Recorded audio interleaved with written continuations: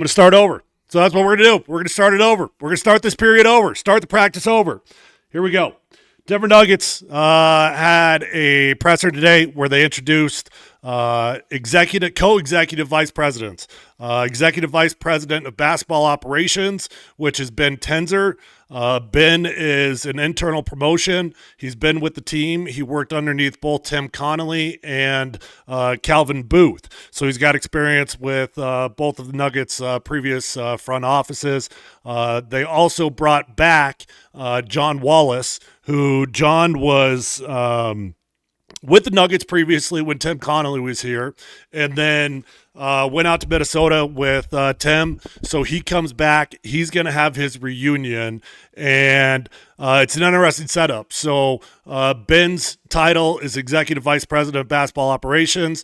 Jon Wallace's title is Executive Vice President of Player Personnel. How does that work out? Well, it feels like it's a dual-headed GM monster.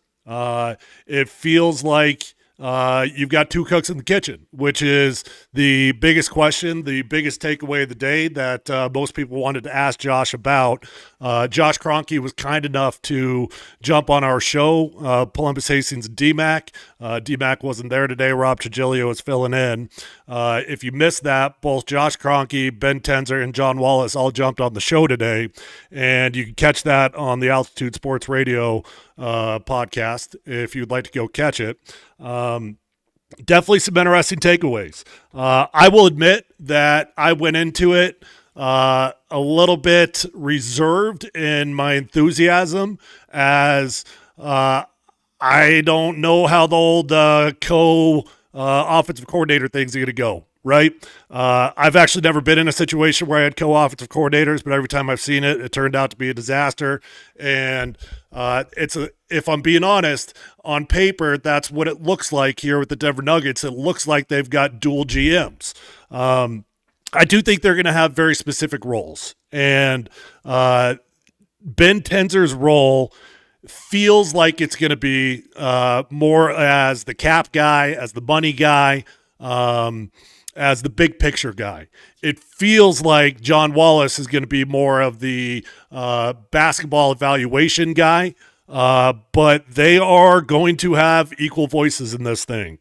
I had Josh Kroenke on the show, like I mentioned, and I asked Josh about that. I said, listen, this is an unorthodox approach to it. You've chosen to go with dual executive vice presidents. Why did you choose that route? And basically his response was along the lines of, well, we've never been afraid to do unorthodox things, and we've never been afraid to think outside the box. We're thinking outside the box. We like the cohesion of these two guys. I did ask Josh, I said, okay, I don't want to be annoying here, but who's got the final say? And, well, at the end of the day, Josh Kroenke and Stan Kroenke have got the final say. So let's not get it twisted. The owners have got the final say always in every scenario. But Josh did say, hey, listen, I'm not going to be around day to day with the Denver Nuggets. That's not what my role with this team is. Josh is going to be around more often in the early goings with the Nuggets while they're in this transition period. But once they get them transitioned, he'll phase himself back out. And he said, we're going to trust these guys to do their job. You know, if there's something that needs to come to our desk, they'll bring it to our desk. When I say our, I mean Josh and Stan Kroenke. But these two guys, Jon Wallace and Ben Tenzer, they're going to get in a room, and they're going to get a unified front. They're going to get an opinion that they're going to be on the same page about. I don't know, man. I'm not against it. I'm definitely not. And I thought both the guys came across pretty well. I thought John in particular came across really, really well. We had him on the show, and you know, they were very careful to not step on each other's toes. They're in the early phases of this thing as they're trying to work it all out. I think that it's going to be fine. I do. Because I think when it's all said and done, and Scott was really harping on this today, so I'll give Scott Hastings the credit for this take.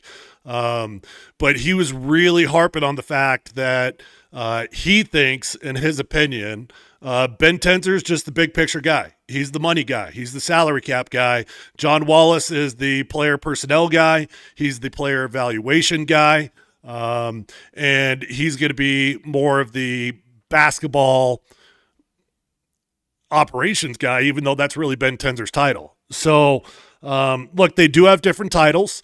Titles would tell you that they've got specific roles, but Josh certainly made it feel like they are each going to have an equal voice in the room, and it's up to them to get on the same page.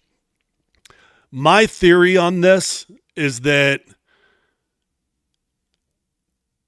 because of the dysfunction that the Nuggets had over the last year or two with with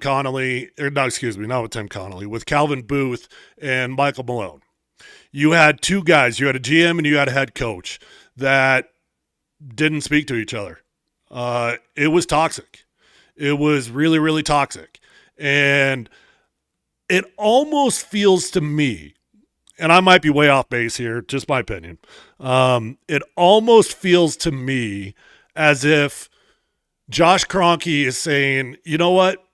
I'm going to try to avoid any conflict between the head coach and the GM by having two quote-unquote GMs that are in the building where they got to hash that thing out before it even gets to the head coach. Look, there's no denying the fact that all these guys are young. David Adelman is a first-timer. Ben Tenzer is a first-timer. Jon Wallace is a first-timer.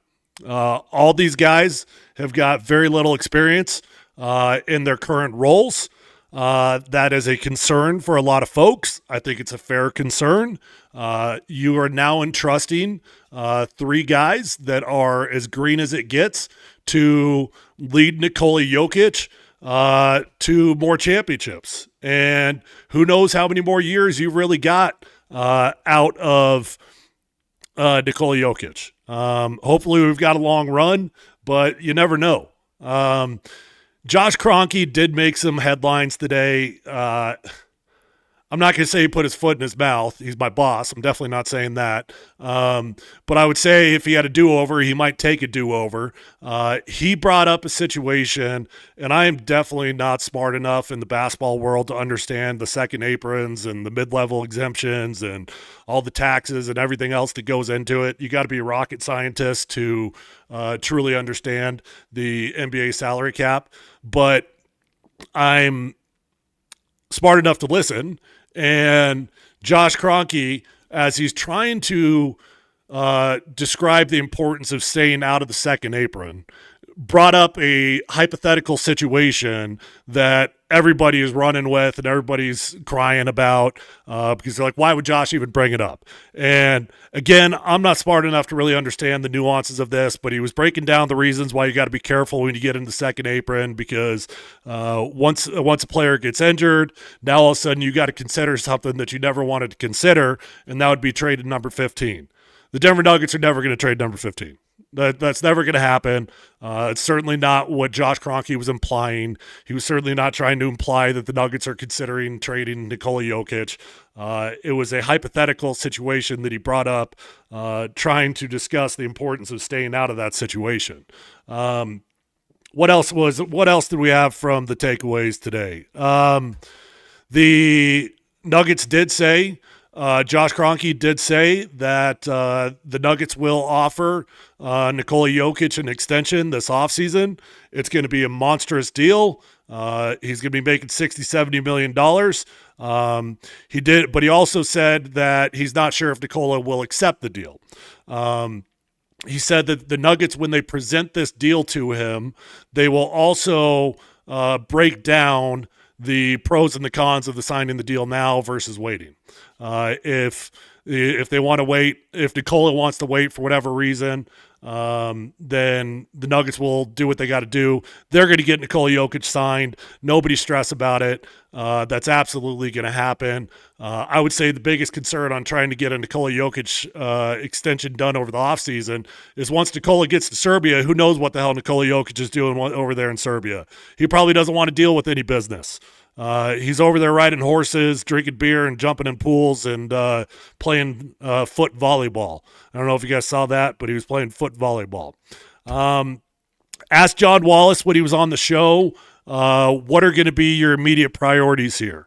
You know, the draft is tomorrow. The NBA draft is tomorrow. And as it sits tonight, the Nuggets do not have a pick. They don't have any pick in the draft, first round or second round. So I asked Josh Kroenke if they're going to try to get back into the draft. And he said they've got a game plan. They would like to get back into the draft, but they're not going to kill it. They're not going to kill themselves to do it. They do feel like there are going to be free agents out there that could help this basketball team. And if they walk away without a draft pick, that's why they're relying on these new guys and Ben Tenzer and Jon Wallace to do their job and find them some undrafted players that can help the Nuggets. I also asked Jon Wallace what his immediate priorities were over the next couple of weeks. You've got the draft tomorrow. You've got free agency, which starts on June 30th. And he said that he'd like to find some more shooting and he'd like to get another defensive player. So what does that look like? I don't know. I don't know what that looks like. All these guys harped on the core four. Josh Kroenke harped on the core four. Jon Wallace harped on the core four. Ben Tenzer harped on the core four. The core four, Nikola Jokic, Jamal Murray, Aaron Gordon, and Michael Porter Jr. Christian Braun was not mentioned in that, but they also went out of their way to make it clear that Christian Braun is considered part of the core of this basketball team. Why do I bring that up? Because I would not expect any major changes. I did ask Jon Wallace, I did ask him, is your plan to move forward with this core four, or are you open to a bold move of trading one of those guys? And his response was that the plan is to move forward. They're moving forward with core four. So feels to me like get ready for the Nuggets to run it back.